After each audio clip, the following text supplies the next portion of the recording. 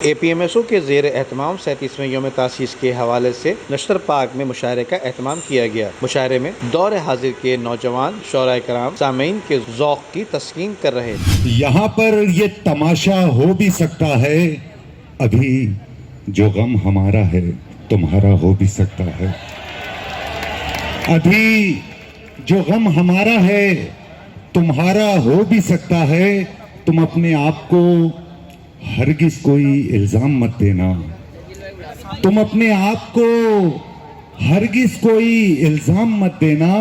ये सौदा है मोहब्बत का, खसारा हो भी सकता। जबकि अदब से दिलचस्पी रखने वालों की कसीर तादाद भी इस मौके पर मौजूद थी। जबकि senior deputy convener MQM Pakistan Aamir Khan, वफाकी वजीर इंफॉर्मेशन टेक्नोलॉजी अमीनुल हक और अरकान राब्ता कमेटी भी मुशायरे में मौजूद थी। इस हवाले से अमीनुल हक का कहना था कि इतनी बड़ी तादाद में अवाम की मौजूदगी इस बात का सबूत है कि अवाम आज भी MQM पर एतमाद करती है। नदीम सिद्दीकी, मेट्रो 7 पाकिस्तान।